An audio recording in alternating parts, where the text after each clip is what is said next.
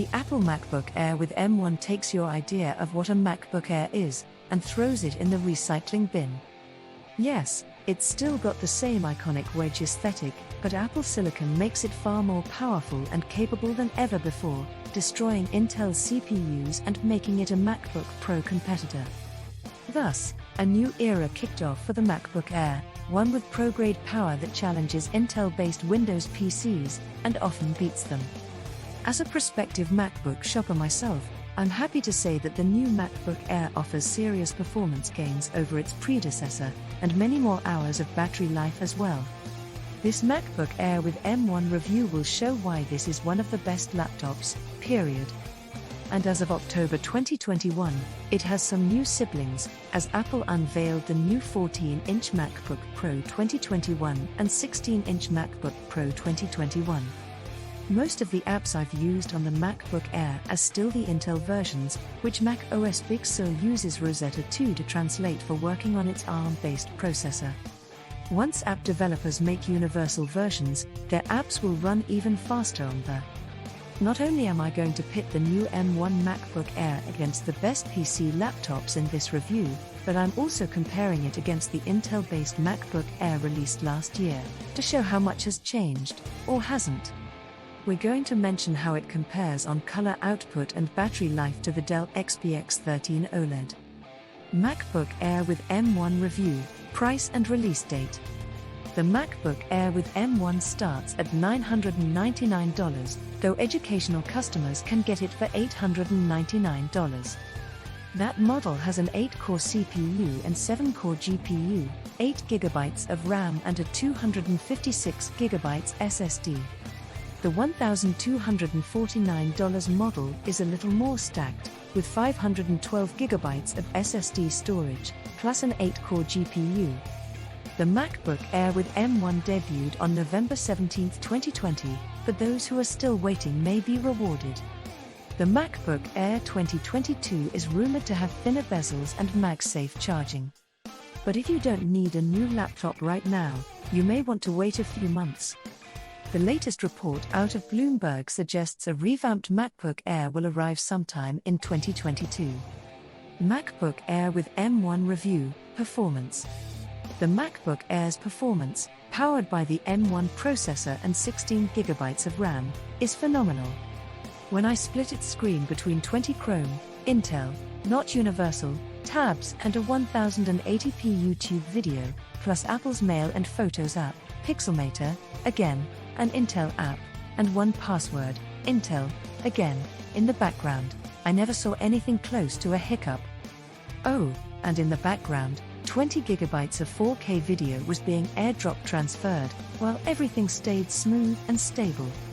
During a group call, I even found time to play around with iOS apps, downloading and opening the Overcast podcatcher, HBO Max and the game Among Us. All while a 4K YouTube video of a chef cooking played on my laptop monitor. I played around in each of those apps, so I could start an Adventure Time episode, download a podcast and drag my Lil Among Us guy around on screen. Yes, I'm very good at multitasking. Play sound. Most of the time, the MacBook Air with M1 felt, performance-wise, like it was identical, if not faster, than the 2020 Core i5 MacBook Pro I've used to test Big Sur, or the 2017 Core i7 MacBook Pro work computer I relied upon. This includes when I connected an external monitor. Before this, I was a bit skeptical, even with Apple's boasts of 3.5x improved performance versus the Intel MacBook Air released earlier this year, because I've always pushed my MacBooks to the limit, and needed a MacBook Pro, and not an Air, to do my work.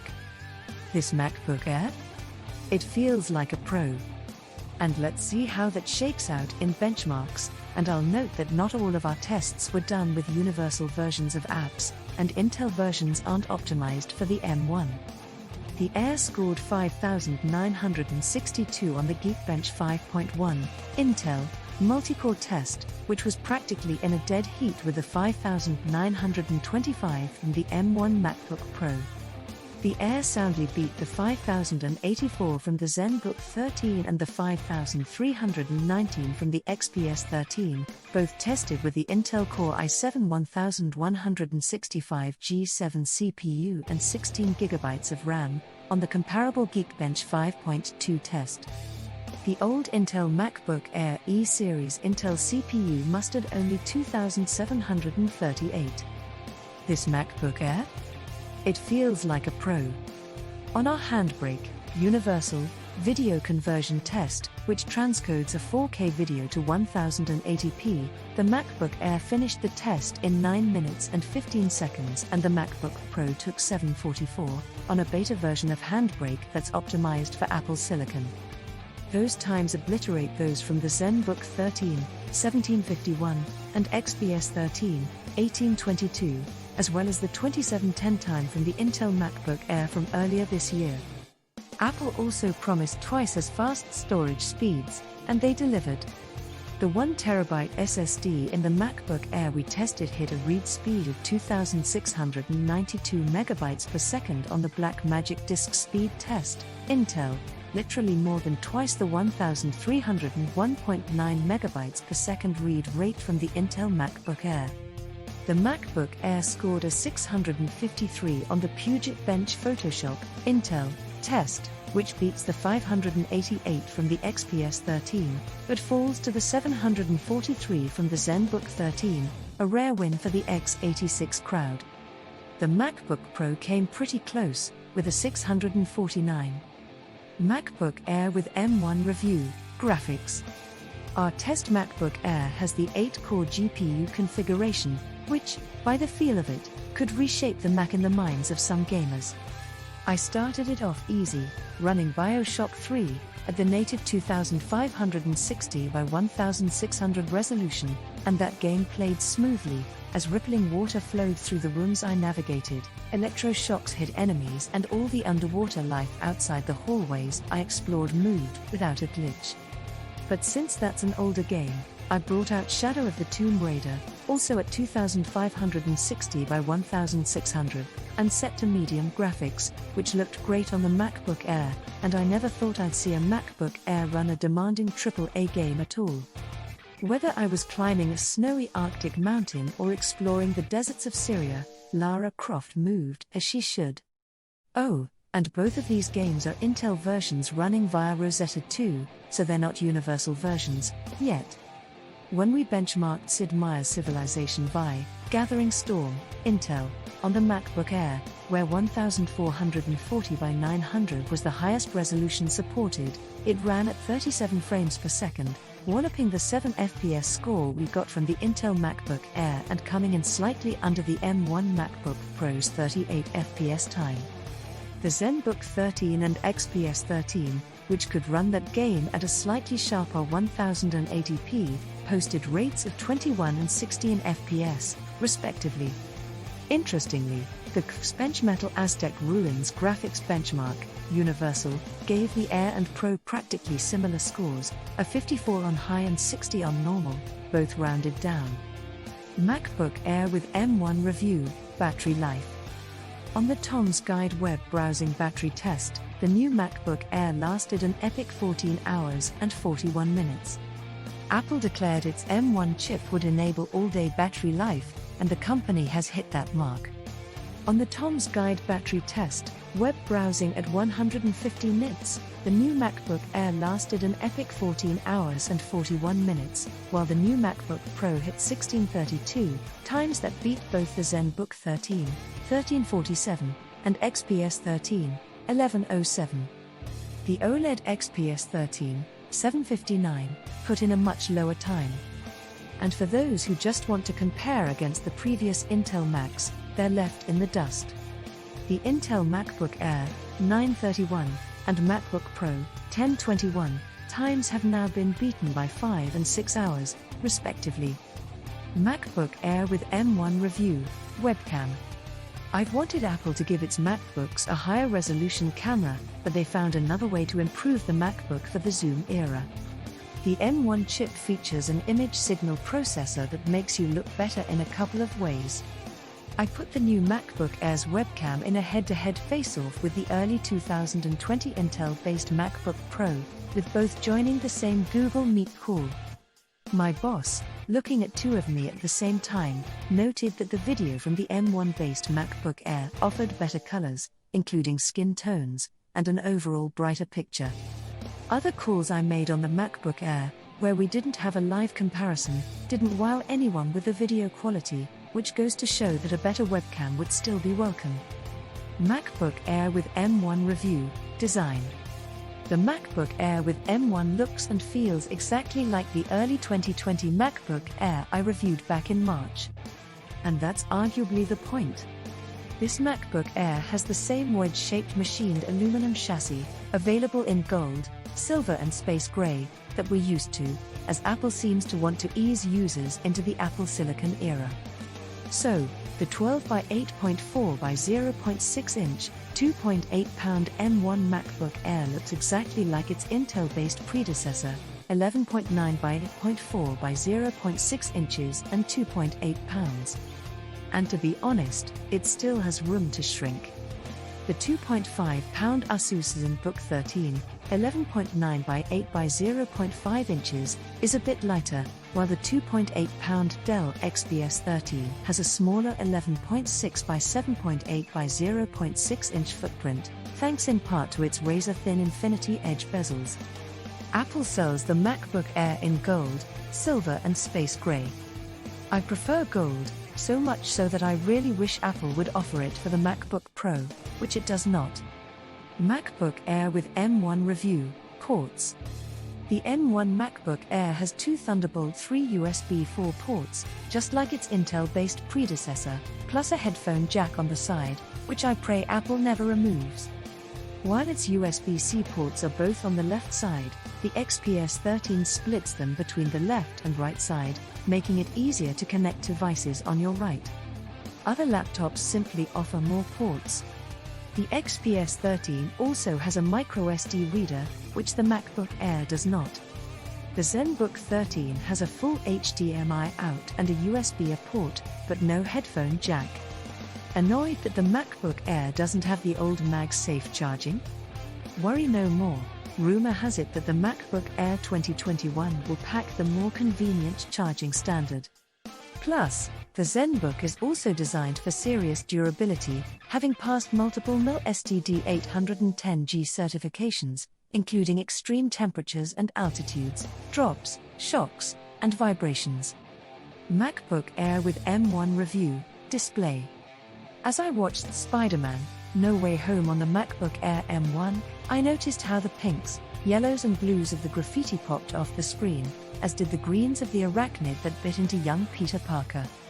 As for detail, the MacBook Air's 2560 by 1600 pixel Retina display provided fine details, with the hairs on that spider, the myriad of Ben-Day dots in the entire film, as well as the grains of the wood floors in Bong Joon-ho's Parasite. The starting configurations of the ZenBook 13 and XPS 13 both rock 1080p screens, which are not as sharp. We're still waiting on an OLED MacBook, as the Dell XPS 13 OLED just came out to get tons of applause for its gorgeous panel. That said, its improved screen comes at a big downside, as I mentioned in the battery life section. According to our Klein K10A colorimeter, the MacBook Air with M1 produces 114.3% of the sRGB spectrum, which is slightly above the scores of the M1 MacBook Pro, 110.6%, Asus ZenBook 13, 107.5%, and the Dell XPS 13, 97.9%. The Intel MacBook Air posted a similar 113%, and the OLED XPS 13 hit a hair higher, at 117.3%. Our colorimeter also rates the new MacBook Air's display as producing up to 365.8 nits of brightness, a bit below the company's 400 nit estimate, which makes it similar to the display of the Intel-based MacBook Air, 386 nits, and the ZenBook 13, 370 nits. The M1 MacBook Pro, 434.8 nits, and the XPS 13, 469.2 nits, get brighter. That extra brightness could help it prevent colors from darkening a bit when you view the panel 30 degrees to the left and right. MacBook Air with M1 review, keyboard and touchpad. Testing out the MacBook Air's Magic Keyboard on the 10 fast fingers typing test, I clicked my way to 74 words per minute, not far from my 80 WPM average. As was the case with the early 2020 MacBook Air, this keyboard was the upgrade Apple needed, after its too shallow butterfly switch keys proved controversial, with many arguing they were prone to sticking when small detritus or dust got into the keys. The MacBook Air's 4.8 by 3.2 glass Force Touch trackpad offers accurate input recognition and smooth scrolling. Apple continues to substitute haptic feedback for clicks, a decision that seems to have been a success, though I preferred it the old way. MacBook Air with M1 review, audio. Turning on Rage Against the Machine's Bears on Parade, I noted how the MacBook Air's stereo speakers get loud enough to fill my pretty large living room with sweet sound. Synths and guitar riffs sounded accurate, Zach de la Rocha's vocals came out clearly, and the speakers have a decently large soundstage, giving a somewhat immersive feel. Also, the MacBook Air supports Dolby Atmos, so when I watched Spider-Man: Into the Spider-Verse on the Air, I felt like I heard the movie's booming score more than I have on previous laptops. Whether that was Post Malone and Sway Lee's Sunflower or the timbre of Nicolas Cage's voice for the Spider-Noir character, the movie just sounded better. When you're making video calls, the trio of built-in microphones means that Siri can hear you correctly, even when you're speaking away from the laptop. MacBook Air with M1 review, heat. When I used the MacBook Air in my lap while writing this review, watching video and syncing my personal and professional email in Mail.app, I noticed the Air got a little warm. Not to an unpleasant degree, though. That's good news since the new Air doesn't have a fan. After we streamed 15 minutes of full HD video on the MacBook Air, our heat gun picked up low readings on its touchpad, 78 degrees Fahrenheit, keyboard, 80.5 degrees, and underside, 83 degrees, which all fall under our 95-degree comfort threshold. MacBook Air with M1 review, software and iOS apps. As you've doubtlessly noticed, multiple applications we used to test and benchmark the MacBook Air were applications made for Intel processors. The Apple M1 chip, and all upcoming Apple Silicon, will not natively run these applications. Fortunately, Rosetta 2, Apple's tool for translating applications to run smoothly, is here, and it performs that action upon installation, so those applications can run unhindered. Hopefully, developers will create universal versions of these apps sooner, rather than later, so the M1 Macs can run to their potential. Apple Silicon chips like the M1 will also allow you to run iPhone and iPad apps on your Mac. They'll be distributed in the Mac App Store, but look for the text "not verified" for Mac OS. If you see that, the developer hasn't confirmed that their app runs smoothly on the Mac. Apps will default to arrive on the Mac App Store, but developers can opt out, so don't expect everything. I've tried out some of my favorites, including Overcast, and it's nice to get the HBO Max app on the Mac, so you can save movies for watching offline. Playing Among Us without a touch screen had a bit of a learning curve. Finally, macOS Big Sur is at the heart of the new MacBook Air, and I've enjoyed it as I spent the summer playing around with it in betas.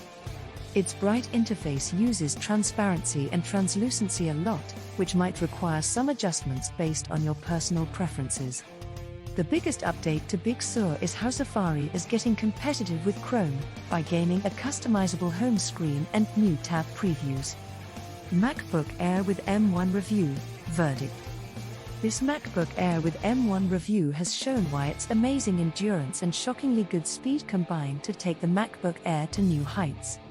If only it packed a couple more ports and slimmed down its bezels, the new MacBook Air might be 5-star perfect. The Dell XPS 13 has much smaller bezels, but it trails behind the MacBook Air in performance and battery life. You could save $650 with a similarly configured $999 Asus ZenBook 13, and get a few ports too, but you'd be sacrificing performance and around an hour of endurance. for those who live and work in the Apple ecosystem, though, the new MacBook Air is the easiest buying decision you've had in ages.